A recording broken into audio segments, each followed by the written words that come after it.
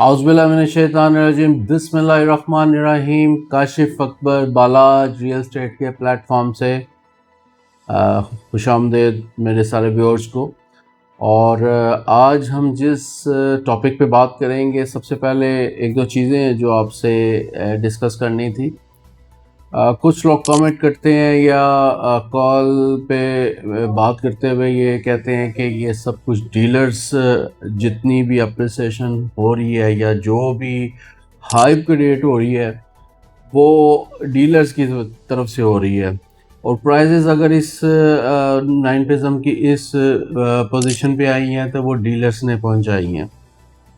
पिछले 3 साल 4 साल आपको पता है हम लोगों पे किस तरह प्रेशर रहा है और हमने किस तरह सरवाइव किया मार्केट में। वो बहुत अच्छी तरह जानते हैं, जो बाइंग सेलिंग करते रहते हैं डीएचए में या प्रॉपर्टी में। तो हम लोगों ने जिस तरह सरवाइव किया, अगर हम ये सब चीज़ें कर सकते होते तो पिछले 3 साल में हमने क्यों नहीं की। हमने जोन सा हमेशा ये बताना होता है क्लाइंट्स को, व्यूअर्स को, कि अगले कुछ टाइम में हम क्या देख रहे हैं और क्या किस तरफ मार्केट जाती हुई नज़र आ रही है। वो हमने अपने एक्सपीरियंस से बताना होता है। कभी भी हम ये नहीं कह सकते कि जो आगे होना है वो हम बता रहे हैं और वही होगा, ऐसा नहीं है।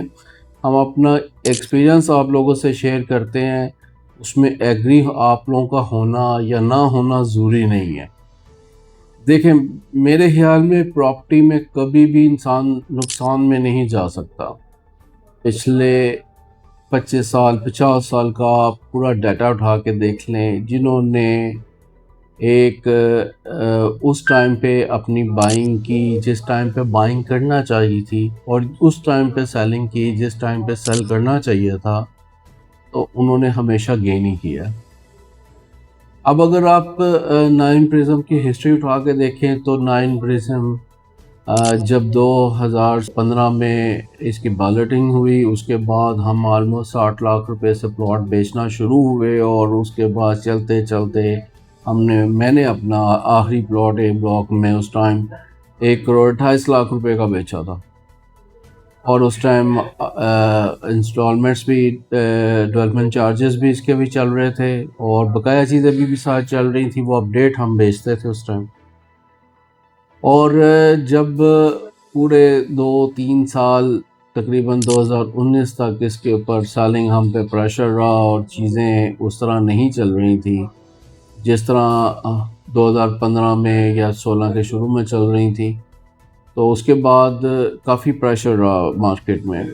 और जब अंडर प्राइजेस चीज़ें होना शुरू हो गई तो 2019 में जब एक बूम आया प्रॉपर्टी में पॉलिसीज़ की वजह से, और उसमें इतना ज़्यादा पैसा आया कि वो ही प्लॉट ऑलमोस्ट डबल प्राइस पे चला गया। अब अगर उस प्राइस पे, एक मैक्स प्राइस पे जाके, उस 2022 में जाके जिसने अपनी मैक्सिमम प्राइस पे एक बाइंग की, जिसमें थोड़ा सा बबल भी शामिल होता है, जब आप मैक्सिमम अपनी पूरी पीक प्राइस पे बाइंग करते हैं तो उसने कहीं ना कहीं करेक्शन तो लेनी होती है जब मार्केट स्लो होती है। तो जब वो करेक्शन हुई, मार्केट स्लो हुई, जो एक इन्वेस्टर होता है जिसने जल्दी क्विट करना होता है वो फंस गया और वो उसको उस प्राइस पे या अपनी जो चाह रहा था जिस पैसों में वो निकलना, वो उसको नहीं मिल रहे थे।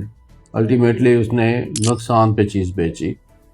वो जब करेक्शन आई तो वो मार्केट नीचे आना शुरू हो गई, और मार्केट जब नीचे आई तो उसके बाद 3 साल 4 साल वही मार्केट फिर प्रेशर में रही, लेकिन काम होता रहा।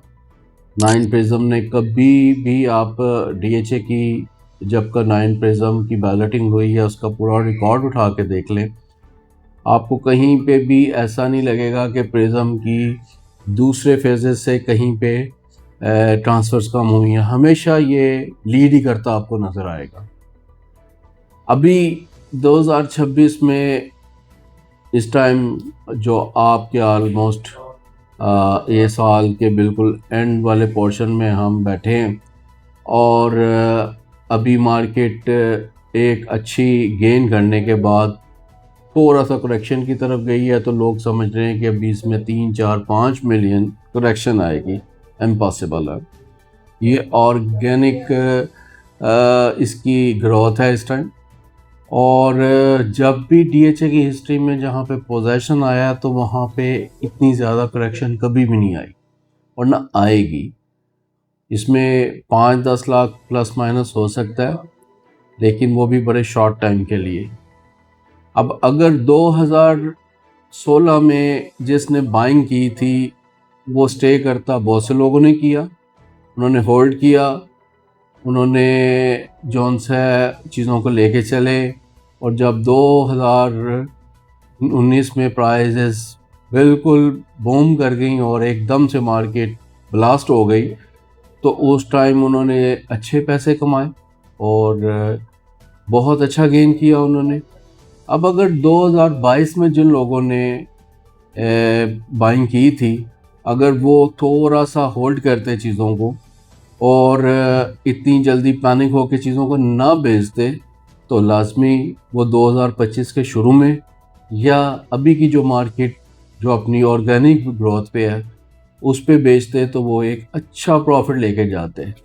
लेकिन जो अच्छा इन्वेस्टर होता है या अच्छा बायर होता है वो हमेशा जज करता है चीज़ों को कि वो कब बेहतर हो सकती हैं और मुझे कितने साल के लिए इसको वेट करना पड़ेगा।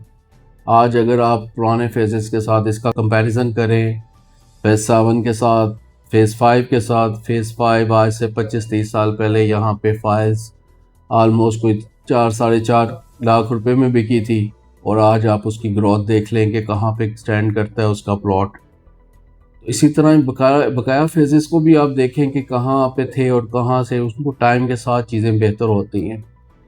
और जब एक फ़ेज़ अपने ऑर्गेनिक ग्रोथ पे आ जाता है तो फिर उसका नीचे जाना बहुत मुश्किल होता है। वो अपने प्लस की तरफ ही जाता है, कभी स्लो और कभी तेज़ी में। तो वो जो लोग ये सोचते हैं कि हमेशा एक जैसी मार्केट रहती है और हमेशा जैसे प्रिज्म में 2-3 मरतबा इसको एक बूस्ट मिला और उसके बाद करेक्शन भी आई, तो इस बार भी ऐसा ही होगा। आप देख लीजिएगा कि अभी भी रिक्वायरमेंट्स मार्केट में चल रही हैं। अगर मुल्की हालात स्टेबल रहे और चीज़ें बेहतरी की तरफ ही रही तो कोई नेगेटिव इम्पैक्ट इस टाइम प्रॉपर्टी पे नहीं है बिल्कुल भी। बेस्ट टाइम है बाइंग करने के लिए। और आप अगर ये सोच रहे हैं कि इसमें दोबारा हम अगर जब हम इनको 170-75 में 10 मरले का प्लॉट दिखाते थे तो तब यही कहते थे जो बाइंग और जो सा है डिसीजन नहीं ले पाते। ऐसे बायर्स भी होते हैं जो डिसीजन नहीं ले पाते, वो लेना भी बेस्ट प्लॉट चाहते हैं और लेना भी अपनी प्राइस पे। जब उनको हम आज से 4-5 माह पहले कुछ क्लाइंट ऐसे थे 10 मरले की हम उनको बाइंग करवाते थे और 170-75 उनको मैक्स प्लॉट का रेट बताते थे तो वो कहते थे इतने का तो होना नहीं चाहिए, यहाँ पे क्या है।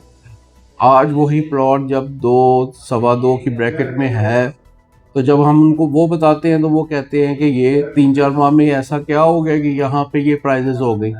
अभी भी उनको नहीं समझ आ रही है बात, तो उनको नहीं समझ आएगी, वो डिसीजन नहीं ले पाएंगे।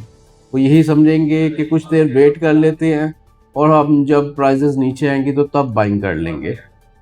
ऐसा नहीं होता। एक टाइम के बाद एक फेज़ जो पिछली हिस्ट्री है डीएचए की वो भी उठा के देख लें, वैसे आप डीएचए से बाहर देख लें। जब भी कोई प्रॉपर्टी अपनी ऑर्गेनिक ग्रोथ पे होती है तो उसके बाद वो प्राइजेस या करेक्शन एक लिमिट से ज़्यादा नहीं करती और हमेशा अपनी अप्रिसिएशन पे रहती है, कभी स्लो और कभी तेज़। तो मेरी रिकमेंडेशन यही है कि आपको बाइंग करनी चाहिए, मेरा मशवरा भी यही है। और जो मेरी समझ के मुताबिक है कि आप अगर अभी बाइंग करेंगे अपने घर बनाने के लिए तो आपको इस टाइम ये वाली जो प्राइजेस आपको मिल रही हैं 10 मरला 5 मरला या कनाल में 9 प्रिज्म में, अगले 3-4 साल में ये डबल है। ये आपको डबल होती नज़र आएंगी इंशाल्लाह। मैंने अपनी समझ के मुताबिक आपको असेसमेंट देनी है और ना कि जो बायर है या सेलर है उसके जहन के मुताबिक देनी है। बहुत शुक्रिया। काशिफ अकबर बालाज रियल एस्टेट के प्लेटफॉर्म से। अल्लाह हाफिज़।